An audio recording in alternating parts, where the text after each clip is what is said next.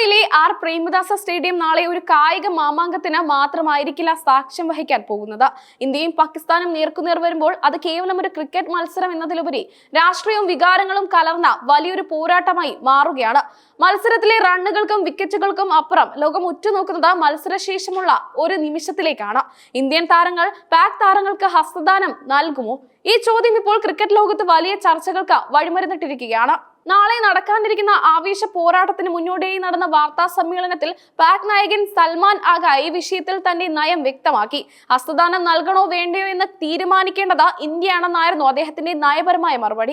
Cricket അതിന്റെ ശരിയായ സ്പിരിറ്റിൽ തന്നെ കളിക്കണമെന്നാണ് താൻ ആഗ്രഹിക്കുന്നതെന്ന് സൽമാൻ ആഗ പറഞ്ഞു. വ്യക്തിപരമായ അഭിപ്രായങ്ങൾക്ക് പ്രസക്തിയില്ലെന്നും കാലങ്ങളായി ക്രിക്കറ്റ് എങ്ങനെയാണോ കളിച്ചു പോരുന്നത് ആ മാന്യത നിലനിർത്തിക്കൊണ്ട് തന്നെ തുടരണമെന്നും അദ്ദേഹം കൂട്ടിച്ചേർത്തു. ഇന്ത്യൻ നായകൻ സൂര്യകുമാർ യാദവിന്റെ മുൻപത്തെ നിലപാടാണ് ഈ ചർച്ചകൾക്ക് അടിസ്ഥാനം. കഴിഞ്ഞ ദിവസം ദുബായിൽ നടന്ന ഏഷ്യ കപ്പിൽ ഭീകരാക്രമണത്തിൽ കൊല്ലപ്പെട്ട ഇന്ത്യൻ സൈനികരോടുള്ള ആദര സൂചകമായി പാക് താരങ്ങൾക്ക് കൈ കൊടുക്കുന്നില്ലെന്ന് സൂര്യകുമാർ പ്രഖ്യാപിച്ചു. സൈന്യത്തിന്റെ ഓപ്പറേഷൻ സിന്ദൂർ നടപടിയുടെ ഐക്യദാർഢ്യം പ്രഖ്യാപിച്ചുകൊണ്ടായിരുന്നു അന്ന് ഇന്ത്യ അത്തരമൊരു കടുത്ത തീരുമാനമെടുത്തത്. ടോസ് സമയത്തോ മത്സരശേഷമോ ഇന്ത്യൻ താരങ്ങൾ പാക് കളിക്കാരുമായി സൗഹൃദം പങ്കിടാനോ ഹസ്തദാനം ചെയ്യാനോ തയ്യാറായിരുന്നില്ല. ഇന്ത്യയുടെ ഈ നടപടി പാക് ക്രിക്കറ്റ് ബോർഡിനെ വല്ലാതെ ചൊടിപ്പിച്ചിരുന്നു. കായികരംഗത്ത് രാഷ്ട്രീയം കലർത്തുന്നു എന്ന് ആരോപിച്ച് അവർ ICCക്ക് പരാതി നൽകുകയും ചെയ്തിരുന്നു.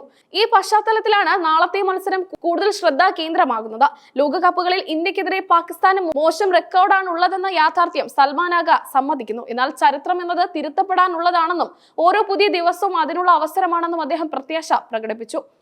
ഇന്ത്യൻ നിരയിലെ വെടിക്കെട്ട് ബാറ്റ്സ്മാൻ അഭിഷേക് ശർമ്മയുടെ പരിക്കിനെ കുറിച്ചുള്ള ചോദ്യത്തിനും സൽമാൻ മാന്യമായ മറുപടി നൽകി. അഭിഷേക് എത്രയും വേഗം സുഖം പ്രാപിക്കട്ടെ എന്നും ഏറ്റവും മികച്ച ടീമിനെതിരെ കളിക്കാനാണ് തങ്ങൾ ആഗ്രഹിക്കുന്നതെന്നും അദ്ദേഹം പറഞ്ഞു.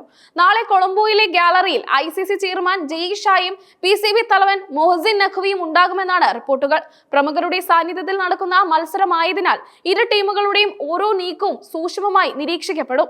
ഇന്ത്യൻ ടീം തങ്ങളുടെ മുൻ നിലപാടിൽ മാറ്റം വരുത്താൻ സാധ്യതയില്ലെന്നാണ് BCCI വൃത്തങ്ങളിൽ നിന്നുള്ള സൂചന.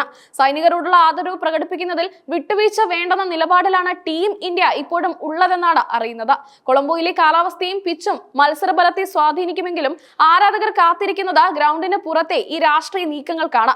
ക്രിക്കറ്റിലെ മാന്യന്മാരുടെ കളി എന്ന വിശേഷണം ഈ മത്സരത്തോടെ വീണ്ടും ചോദ്യം ചെയ്യപ്പെട്ടേക്കാം.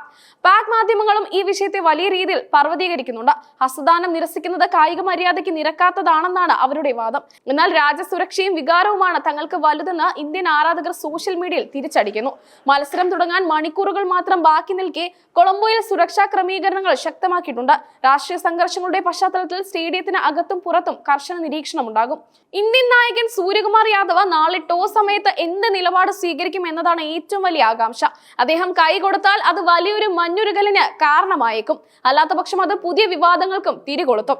ക്രിക്കറ്റ് ലോകത്തെ ഏറ്റവും വലിയ വൈരികൾ നേർക്കുനേർ വരുമ്പോൾ അത് എന്നും റെക്കോർഡ് കാഴ്ചക്കാരെ സൃഷ്ടിക്കാറുണ്ട്. ഡിജിറ്റൽ പ്ലാറ്റ്ഫോമുകളിലും നാളെ റെക്കോർഡ് ട്രാഫിക് ഉണ്ടാകുമെന്നാണ് വിപണി നിരീക്ഷകർ കരുതുന്നത്. മത്സരഫലം എന്ത് തന്നെ ആയാലും നാളത്തെ കൊളംബോ പോരാട്ടം ക്രിക്കറ്റ് ചരിത്രത്തിൽ ഒരു പുതിയ അധ്യായം കുറിക്കുമെന്ന് ഉറപ്പാണ്.